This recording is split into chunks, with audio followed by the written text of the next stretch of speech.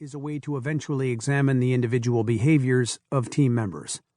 This process typically identifies areas where team members are in conflict in terms of expectations and priorities. So the team leader needs to be prepared to manage those conflicts as they arise.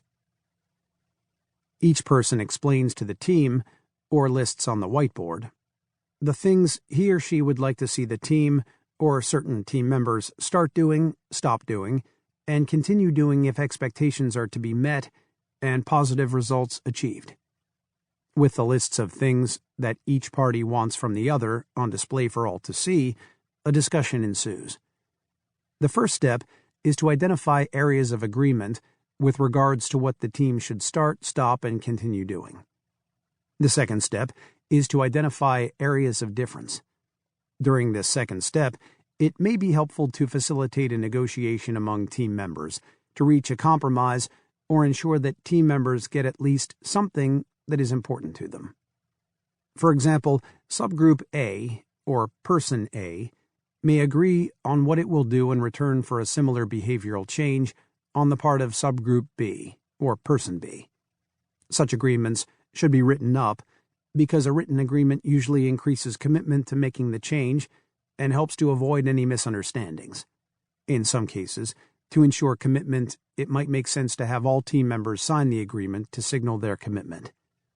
This process puts the formerly disputing factions into a problem-solving situation that requires them to try to work out solutions rather than spend time finding fault or placing blame. The design of this type of meeting can vary widely. It may be desirable to precede the session with a presentation of the 5C model and discussion of those factors that can hinder team performance, thus getting team members to think more broadly about what might be affecting the team.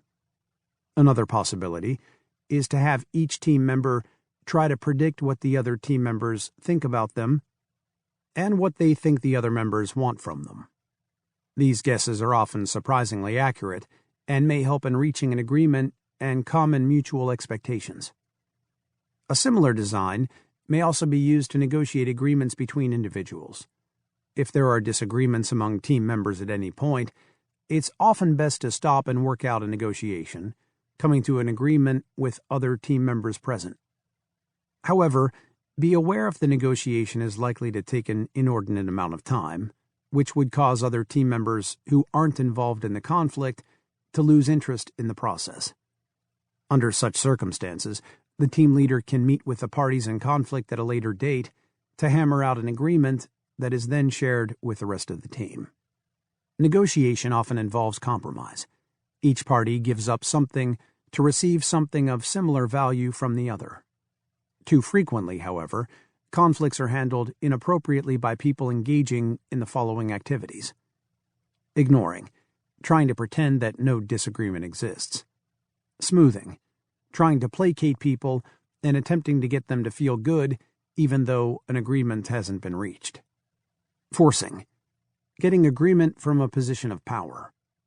If the more powerful person forces the other to agree, the result may be public agreement but private resistance. When an effective team experiences conflict, the team should take time to identify the cause of it. The team identifies the conflict as a problem to be solved and takes problem-solving actions. The facilitator, usually team leader, must be perceptive enough to ensure that ignoring, smoothing, or forcing behaviors must not occur during the team-building session. Otherwise, the problems won't be resolved and conflict will quickly reemerge. Force field analysis. Another useful intervention is what Kurt Lewin called force field analysis.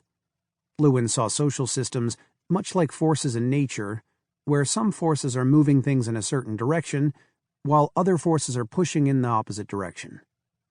Under such conditions, a state of equilibrium between the various forces would eventually be reached.